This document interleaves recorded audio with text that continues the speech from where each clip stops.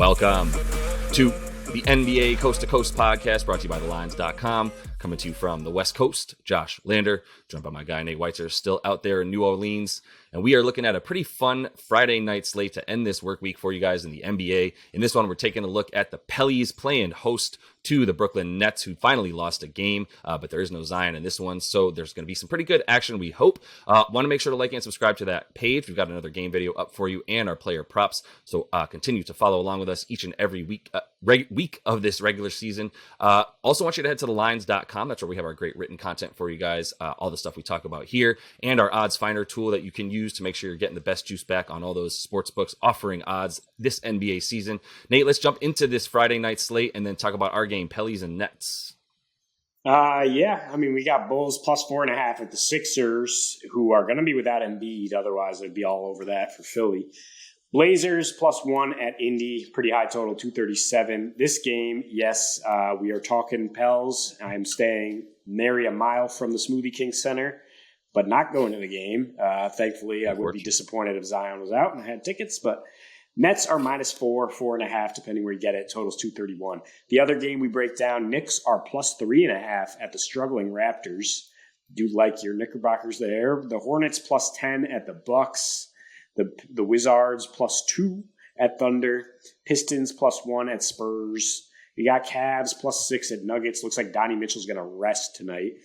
Clippers plus 3 at the Wolves. The Heat minus 2 at the Suns, and then Hawks-Lakers rematch, the Lake Show, plus 2.5 at home right now, despite just getting a win without LeBron. So I think that's our kind of bonus pick there. We like the Lakers at home. We do not like the Hawks. No, sir. Pelicans without Zion were able to get a win here against the Rockets, which is not really that impressive, and I'm just not really buying the fact that they still have a better offensive rating without Zion. I think a lot of that is 3-point variance. I mean, they're hitting 14 threes at 40% versus 10 at 35%. And there's no way those are better looks when you don't have Zion sucking in the defense. It's just guys stepping up, knowing like, look, I got to knock this down. This is our source of offense. And the big thing is their free throw attempts do drop off a cliff to a degree. I mean, 5 fewer per game. Obviously, no Brandon Ingram as well, so it's all about what CJ can do for you. And it's kind of a tough matchup if Ben Simmons is going to be out there hounding him. In his last 3 against Simmons, he's getting 17 points per game, shooting 39 from the floor, 22 from downtown. In his last 5 against Brooklyn, 1 of those with Simmons, but otherwise just, the Nets defensive scheme, which was not very good in 4 of those. CJ only 16 points per game on 33% field goal shooting. And right now the Nets are playing great defense, of course, under Jacques Vaughn. On the road, number 1 in 2-point percentage allowed, and the Pelicans don't really hit threes. That's why I'm, again, saying this is a free throw variance thing. Number 6 paid points allowed. Number 5 limiting assist to field goal. So if you say like, oh, Star's out, they're going to share the ball, that's not really something the Nets give up either. Where they do struggle is the free throw attempts. So that's why I look at that. And look at the fact that the Nets finally lost a game, snapping their 12-game skid by giving up 29 free throws to Chicago on the road here. They did limit Chicago 8 for 20 from 3. So, looking at a Zion-less team that isn't going to be able to pound them in the paint like that and get to the line and probably isn't going to have as much success hitting threes. I definitely like the Nets here. The 4.5 points is a little much, maybe. I mean, they're right around that in this kind of situation. 5.5 margin of victory as favorites, 20-7 straight up though. I kind of lean under though as well because of what I'm saying with the Pelicans not necessarily being able to score, and the Nets, they have gone under in 3 straight road games. The pace is down below 99. The Pelicans' pace drops without Zion. It's other than Kyrie and KD, it's just a lot of really kind of 3-and-D specialists. So it's not like there's a high volume of scoring from a bunch of guys here. And that Nets defense has been really, really good in general under Jacques Vaughn. So 14-7 to the under on normal rest for the Nets right now. And for the Pels, if you say they have a rest advantage, which they kind of do because they coasted against the Rockets, they're 5-0 to the under on a rest advantage and going under by 17 points per game. I mean, it's just not a lot of a sample size here without Zion. It's only like 8 or 9 games, I think, this season, and different guys have been in and out. But I think their offense struggles a little bit because he's out.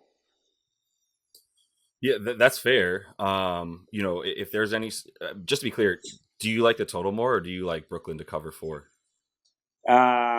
I think I like Brooklyn to win more. And on a huge slate like this, money line parlay with whatever else you want, I would consider Brooklyn money line parlay and the under or a teaser, whichever makes sense to you. Yeah. I mean, because I kind of just lean Brooklyn as my favorite bet, to be honest. And I know 4 points is a good amount, but I think they can cover that. Their offense is incredible on the road. And that's been the story. It's been part of the story. I want to talk about the defense, but I will start off by saying the offense has been incredible on the road. I knew that already because of sort of looking at some of those stats in the last week or two and seeing that they were scoring like 123.5 points a game on the road over like a 6-game period or whatever, which was absurd. And then, also because I was looking at some Knicks road stuff and realized, oh yeah, the Nets still have the best offensive rating on the road since the month of December started, right? So they've been doing it on both sides of the floor because they also happen to have like the second best defensive rating over the course of their last roughly 7 games as well, and that's a huge aspect of this game. You really just nailed everything that I think, all the angles that there are to look at, because if this game had Zion in it, you feel a lot better about the Pellies. This might not be a -4 spread in favor of the Nets to that degree, because of the fact that while the Nets have been, middle of the pack, let's say, in a lot of the categories that you need to be good at to stop a Zion-led team, limiting second chance points, limiting offensive rebounds, and limiting points in the paint and everything around the rim, all that kind of stuff. They're good at it, but where they've been really, really, really good over the course of the last roughly like all the way back to the beginning of their win streak, like before they lost to Chicago, 12 games before that. In those 12 games, they were number 1 in terms of limiting opponent 3-point makes, opponent 3-point attempts. They were 3rd, and they were limiting, and they had the second best opponent 3-point percentage. And a lot of times you look at 3-pointers and you say there's a lot of variance. Are you making the threes even if they're somewhat contested? But it's like, if you're limiting the amount that the team is taking and that they're making, that there's over a 12-game period, like that's not just getting lucky that other teams are missing 3. So I don't really buy any of that. I think there's a legitimacy to their wing defense as their wing players have gotten healthy to the point that you were making a second ago as well. And so yeah, then when you look at their offense at this point, that's where I think the Pellies are in a little bit more trouble without. I know Zion, they do have a better defensive rating with Zion. I don't know how much you buy that to the same level that they have a worse offensive rating without Zion. It seems like there's a bit of an anomaly, and it hasn't been over that large of a sample size. But there's almost the Ja effect going on. Not that they're better without Zion, they just seem to be posting certain better stats. So I would say for this one, like that's why I feel comfortable about Brooklyn. I feel I'm riding them. I don't feel bamboozled by this loss to Chicago. They haven't covered the spread against Chicago in that situation in the last 2 seasons. If you look at how they match up against them for whatever reason, Nikola Vucevic does his thing, etc. So that they just sort of out nets the Nets is the way the Bulls play, and this is not that game for them. Maybe CJ is able to pull a ton of mid-range shots out of his ass, but I don't think that's enough to really contain what you've got to expect to be 60 points every night from Kyrie and KD combined almost. Exactly. I mean, those guys, 30 points per game for KD, 28 for Kyrie, both with an offensive rating over 122 and shooting a combined 55%, 42% from 3. They haven't lost back-to-back games since Kyrie came back from the suspension, since KD made those comments that whatever happened behind closed doors. They're 8-4 straight up on the season after a loss, also 8-4 to the under. So there is sort of a bounce back with our defense, theme here. And yeah, that Chicago loss, we kind of sniffed it out. We kind of mentioned in the player props, like this is going to be a high scoring game. Wouldn't be surprised if the Bulls pull it out. Like you got to lose sometime. But I think the Nets get right back to it here. And I mean, yeah, they were undefeated on the road in December and did cover in 5 of their 7 wins there. The Knicks also seems like wrong team favorite here. I mean, I know they lost to Toronto 2 weeks ago at home, but like we said, plenty of times you see a team bounce back with that revenge narrative. And look, it was kind of an anomaly. The Knicks were on that heater, and then Pascal Siakam just has a career high 54 for it to both go over for unexpectedly and for the Raptors to win. And right now the Raptors don't look like they're going over against anybody. Fresh off a 13-12 first quarter, an overtime game in which they had an 89 offensive rating against the Bucks, and it still did not go anywhere near over, finished with a 205 total. So I understand why it's been bet down 4 points. If you are on board with that, though, you should be taking the Knicks as well, because they're not going to lose another low-scoring game with this Raptors team. We don't think. You say they're 11-0 when they allow 105 or less. I believe they're 17-0 when they allow 107 or less. So however you slice it, yeah, if it's a low-scoring game, they're comfortable for sure. And this time they're playing the Raptors without RJ Barrett, who I don't want to disparage too much. I'm just not really a fan of his game, his shot selection. Thibodeau is not really a fan of his defense at times, and it appears Tibbs is getting much better effort without him because in 4 games, their defensive rating is 6.5 points better per 100 possessions without RJ. They are playing at a slower pace. It gives you a better shot at the under there, it seems, but they're hitting more threes. They're getting to the line more often, and Julius Randle's kind of been unleashed, averaging 32, 13, and 5.5 with 12 free throw attempts in those 4 games. With RJ, he's averaging 23 points and 6.5 free throw attempts. And he did have a nice game against the Raptors last time out, 30-13 on a 76% field goal shooting. And Brunson back now. I mean, the Knicks are really balanced. They're just looking very much in control of their system. And the Raptors, I mean, the bottom falls out of their offense all the time. They basically had the worst half-court offense. This is a good transition defense that they're facing, so they're going to have to try to score in the half-court. And if Siakam doesn't have it cooking like that again, where are they going to turn? I mean, Fred VanVleet continues to struggle with his shot. He's shooting 31% from 3 in his last 7. And, the Knicks are just giving up nothing in the paint, so you're going to have to hit some outside shots right now against this Knicks team. And then that's the biggest difference, between this time and the last time that they played. The Knicks were on a heater. It was a little bit of a not trap, but maybe let down almost. And yeah, Siakam got to the line 18 times. And that's the biggest difference for me in the last few weeks that the Knicks have been playing, really in the month of December. And when they lost that game to the Raptors as sort of the anomaly in that month, and they were at home in that one, where they've also been better on the road, by the way. But in that game, sort of the anomaly, or not the anomaly, but the thing that changed for the Knicks to feel better about them in this one is they're not giving up 18 free throws to one player anymore. They've gone from like 22nd in the league in terms of the free throw rate that they're allowing their opponents to shoot at. Right, so just the amount of times amount of possessions that they're getting that are ending in a free throw for the Raptors. Right, like that at the time the Knicks were awful at limiting that. Way better now, all the way up to 8th best over the course of the last few weeks in December. So I think that's a huge part of it. The free throw disparity was 20 made free throws for the Raptors, who shot 22, and 11 of 18 for the Knicks, which is actually the amount that they lost by, which was 7 points. Funny how that ends up happening. And like I said, the way that they were playing at home, and still to this day, really in the month of December, they were just a way better road team as they went 5-2 straight up, 6-1 against the spread. They had the best defensive rating for the month and the second best offensive rating for any road team after those Nets that I mentioned in the other video, who are like the best team ever on the road on offense right now. They have been playing at the 4th slowest pace, have the Knicks, so plenty of unders in that time frame as well, but they've also had these low totals come at them as they've been increasing their defense, all the way down to like 218. This is actually pretty common for them right now. The thing that does worry me about the Knicks, which actually does feed the sort of fuel for an under here, is they're scoring like most of their points with unassisted field goals. And all you have to do is watch like the second half for the Knicks, and it's clear that it's your turn, my turn with Jalen and Julius.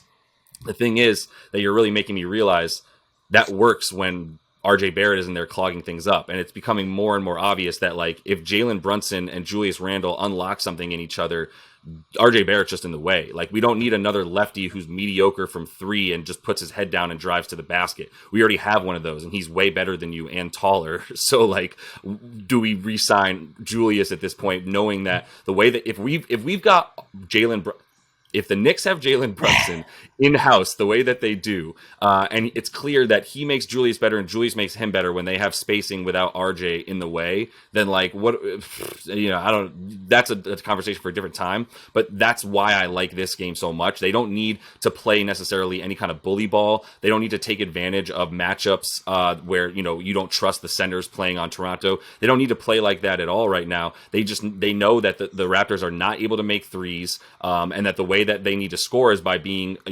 getting turnovers, getting out in transition and playing sloppily like that, mucking the game up and getting all those hustle points, right? Especially with the way Fred VanVleet has been playing on his 31% from three over the last 7 that he's actually been able to make the games in, because he's missed a few in that time frame as well. All that stuff goes. You don't have any 3-pointers to make, and I don't think you can, as long as Pascal's not getting to the free throw line 18 times and having another career performance of 52 points, like, your offense is going to be a lot harder to come by against this team if they're not giving you easy baskets, and their offense is working with RJ not in there right now.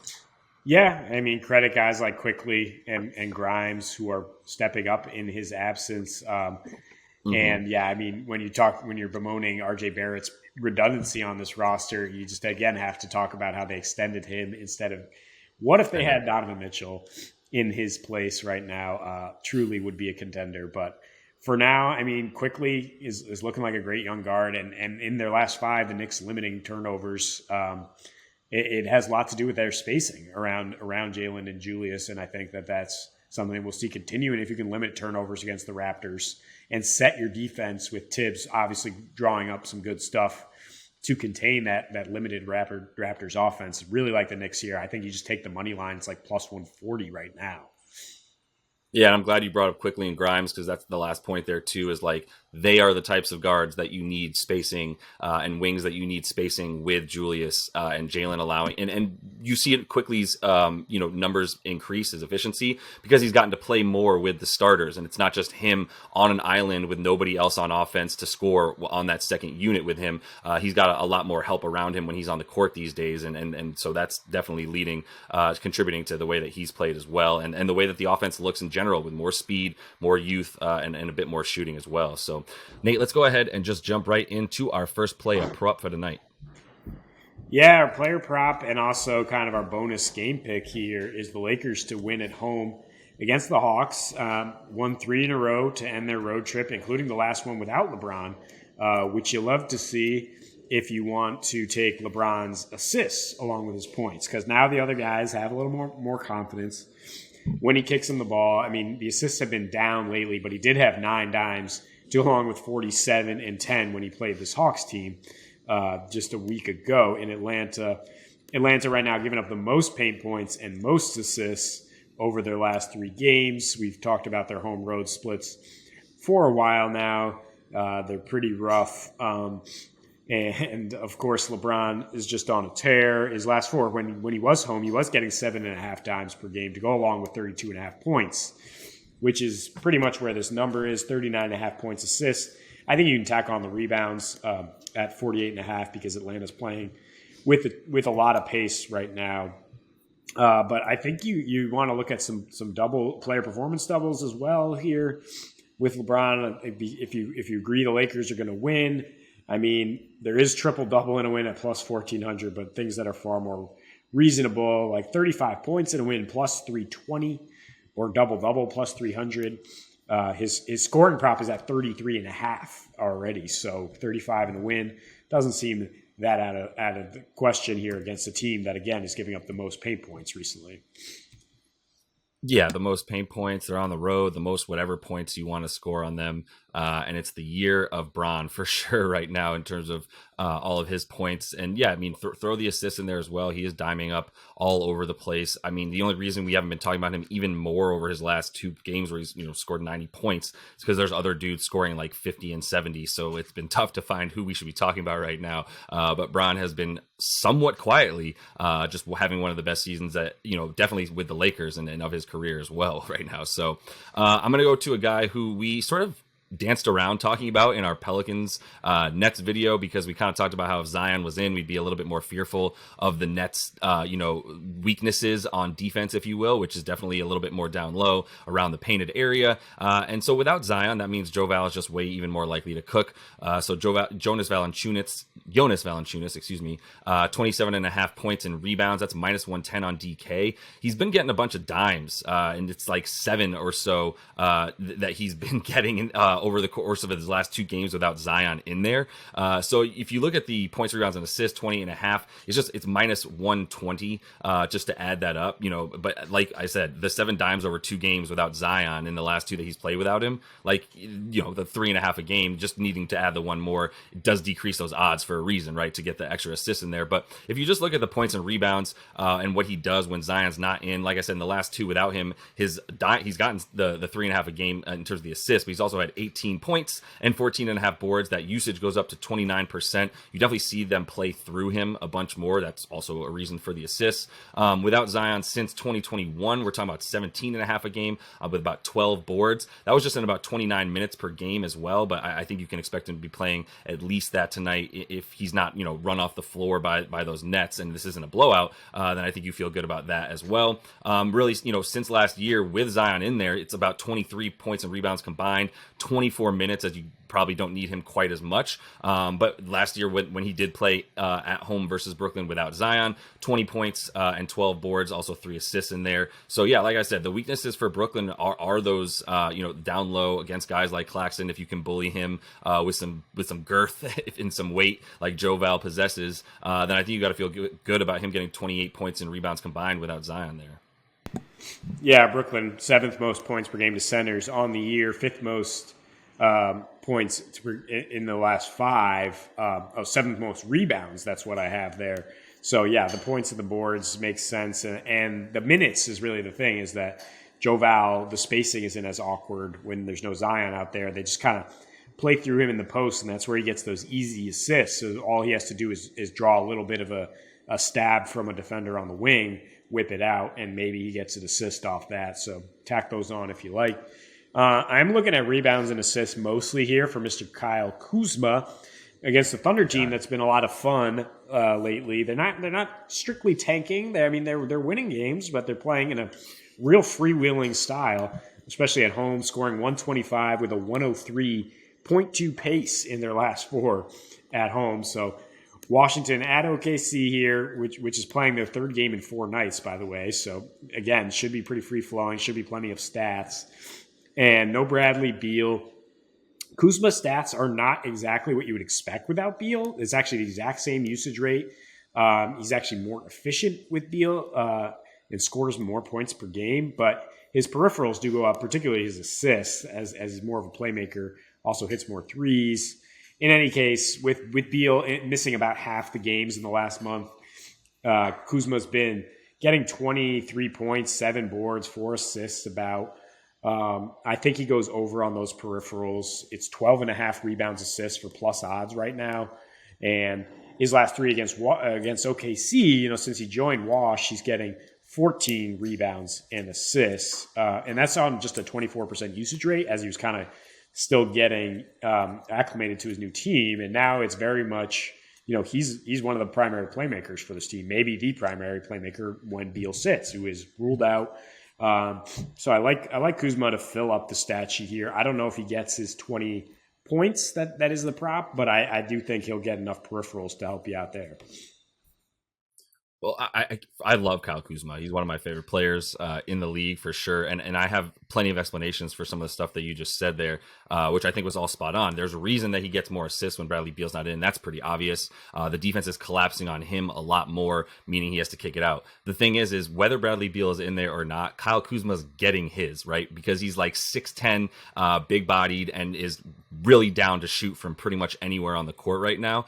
So, he's chucking, he's putting it up, and he's getting his shots, whether Beal is in there or not. It's just a matter of, is he more open when Beal is in there because they can't collapse on him as much, right? So his field goal percentage goes down, his assists go up because he's got to get rid of the ball, and when he doesn't, he's taking, more covered shots, essentially. So I agree with you to be a little bit more hesitant on the points, even though someone's got to score for them, which they've got plenty of that, by the way. But I love your bet, the way that you're posing it with the rebounds and assists is my main point. It's likely he could get 10 boards in this game, very, very likely. So that already gets you, meaning you only need 3 assists to get that plus 104 money if you take that bet on Kuz tonight. So I'm going to finish things off with a guy that we haven't had the opportunity to talk about much this season, but now we do because JoJo Embiid is out for the Philadelphia 76ers, which means insert Tyrese Maxey stats. You could probably talk about James Harden as well, but he's just been one of the best playmakers in the league all season, regardless of if Embiid is in there or not. I believe he's scoring or assisting on the highest percentage of points of anybody in the league right now. But Tyrese Maxey's in, and that means he is now at least second banana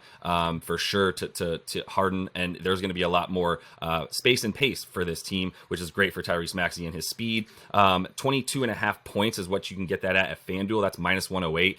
When I looked at this elsewhere, this places like DK, it's 21.5, but it's like minus 140 on the odds there. So you're getting pretty much close to even money for him to get 23 points. I would add that extra one. Without Embiid, 5 games this season, I mean, it's easy. 31 points a game in those 5 without Embiid. 38.6 minutes per game with a 30% usage. And he's been coming back from injury, but I believe he's back. He had 37 minutes in their last game out that they won, 29 minutes the game before, 19 before. So he's been steadily increasing from 19 to 29 to 37 in these last games. I think you can expect him to have plenty of minutes tonight, as he's, like I said, been averaging close to 40 in the games that Embiid doesn't play. And then, playing Chicago, Caruso questionable, not sure if he's going to be there. That's huge for their, defense, but you got to expect him to be on Harden in this one as well, as sort of point guard to point guard, if you will, which is the reason that Chicago's not quite as good at guarding opposing shooting guards. In their last 7, they're allowing the 5th most points to opposing shooting guards on the season. They're already in the bottom 10 overall. So it's an exploitable position, especially if Maxey's going to hit some threes, which he shoots about 8 a game in those games that Embiid doesn't play. So it's all just looking pretty like a decently high scoring game if Philly can definitely continue to hang along. And I think Chicago's offense has been rolling as well. So plenty of points to be scored. Maxey to get 23 feels right. Yeah, if Caruso's out, giddy up on this pick for sure. They're not going to be able to slow Maxey down. I think he probably still gets his, even if Caruso's playing. But dude was only able to go 3 minutes. He's been against Brooklyn their last time out. He's been in and out of the lineup and tapping out of a few games with that nagging injury. So, yeah, Maxey skyrocketing usage without Embiid. I think this is a great pick to round things out here for the week. Hell yeah. So rounding out this week, and that is all the time that we have for you. So make sure to like and subscribe to that page. Continue to follow along. Check out the other couple game videos we have up for you on this big 11-game slate to end this work week. And until we see you next, happy betting.